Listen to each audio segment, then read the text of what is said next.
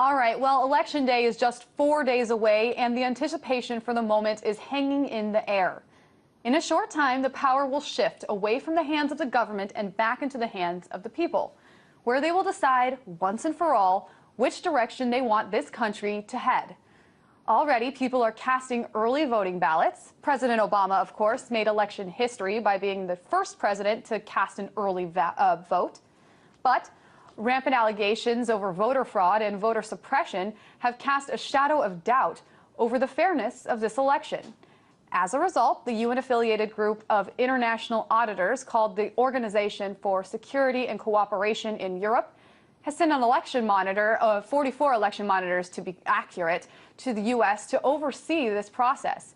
And this has officials in 2 states upset, very upset. So much so that Texas Attorney General Greg Abbott and Iowa Secretary of State Matt Schultz are actually threatening to subject the monitors to criminal prosecutions if they're found within 100 feet of a polling station. But why are these state officials so afraid of international oversight to ensure a fair and democratic election process? Joining me with some of the answers is RT correspondent Anastasia Churkina. Hey there, Anastasia. So let's first go ahead and tell me about this group and why it's so important for them to monitor not only U.S. elections, but elections internationally.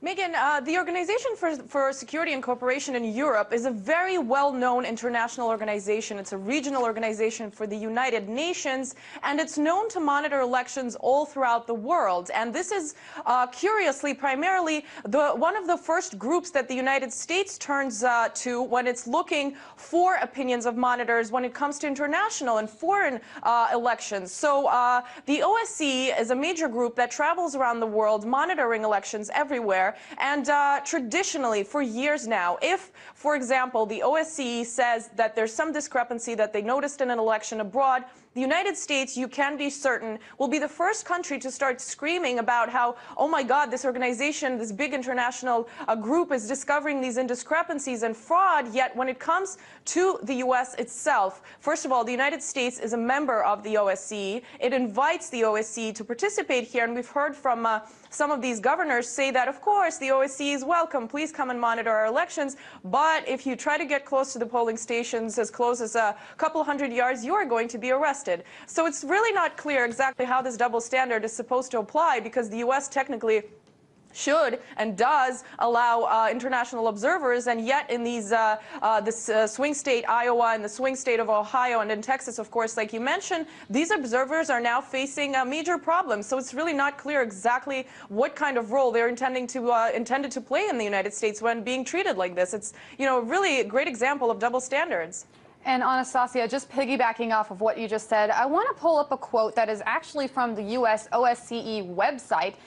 It says the United States strongly supports the work of the OSCE. It went on to say that the OSCE is unique among international organizations in the acceptance by participating states of the principle that open societies built on human rights and democracy are a necessary component of true security. So on one hand, we have this document and others on their website saying we support everything that this organization stands for. That's why we are a part of it, along with 56 other member states. On the other hand, we have people within the U.S. saying we don't need you here, we don't want you here. Can you kind of explain this discrepancy?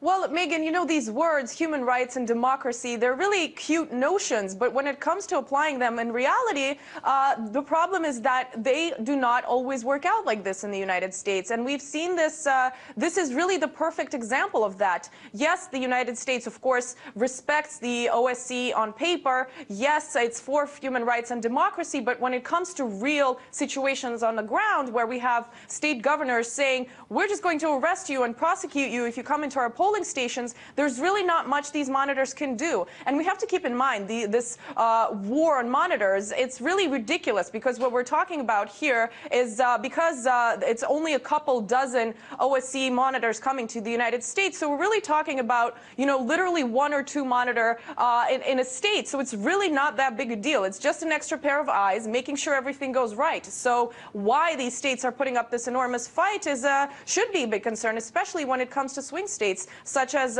is the case with Ohio and Iowa. And Anastasia, I do want to ask you about the job of these voting monitors. I mean, when we get down to the real jurisdiction here, what jurisdiction, if any, do they have in calling out voter fraud in sovereign elections, and what can they really change in this process? Well, what they can change is bring attention to the fraud that takes place and the violations that take place on Election Day. But we here on RT have been reporting time and again that one of the major problems in this election, as was the case in the two previous ones, is the electronic voting machines that are being used across the U.S. And the problem there is for a human being to be able to observe how an election is playing out and exactly what kind of violations take place, they need to be able to witness the process of the actual ballot being cast and the result that that ballot ends up being counted as. And the problem with electronic voting machines, of course, is you cannot physically look into what this machine is recording. So this is just yet another detail, really a major one, of how it's so increasingly complicated, if not impossible, as many experts say, for these observers to really be able to carry out their job. And I have to say it's not just international observers, although they are being given the hardest treatment, but foreign observers too. Their job is pretty complicated this time around, as was the case in the other elections. And Anastasia, I have to ask you, the people that are throwing the biggest fuss about these UN observers are Republicans.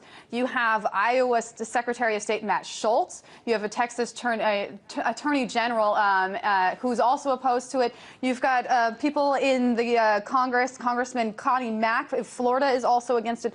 All these people are Republican. Do you think it's something to do with party politics, or is this something as saying, hey, just stay out of our elections and let us do our thing? I think it's both, Megan. The reason here seems to be, Republicans in general do have a much more aggressive stance towards international cooperation, as we know. And this doesn't just apply to monitors being present at polling stations, but many foreign policy issues. So this is just really seems to be reflective of that general trend of the Republican Party. But also, we've been bringing attention to the fact that many of the even electronic voting machines that we're talking about, the companies that that provide them are very closely affiliated with the Republican Party. So a lot of experts and analysts we've interviewed over the last several months say that there could be a much stronger link than some people may assume. And Anastasia, we do know that UN monitors have recently observed elections in countries like Ukraine, the Czech Republic, Russia, Montenegro, Georgia, Belarus, Serbia, France, and Greece. I mean, in Belarus, for instance, these monitors condemned the election as neither free nor fair. But did they really have some type of result in the end? Did they have an effect? Well, you know, Megan, we have to say that the OSCE does have its own history, really, of criticism in terms of some of the conclusions it sometimes makes, depending on the countries where it's monitoring, where their group is monitoring the election. And there have been cases previously where concerns from other monitors said, look, there seems to be a little bit more, let's say, loud screams of trying to bring attention to certain violations in one country, yet and a lot more relaxed approach when it comes to others. And I think this latest case with the United States is a good example of this, because we've heard from the OSCE say they think it's unacceptable that monitors are not being able to do their job, but it's quite unlikely that this group is going to put up a much bigger fight, because it has kind of a history of being a little more kind of attentive to what the United States needs are in comparison to maybe some of the other countries that you listed when it comes to monitoring and outlining some of the concerns they have on the ground that take place there. And Anastasia, what we do know is that they're only planning on sending about 44 people over here. That's just a small drop in the bucket. They couldn't possibly make it to every single polling station across the nation. But, you know, they could at least observe it, maybe, if they can get in. Some states are saying that's perfectly fine. President Obama and his administration supports it. But some states that are actually the swing states that many say can swing by just 4,000 votes are the ones that are saying no. Anastasia Cherkanuk, RT correspondent, thank you for joining us.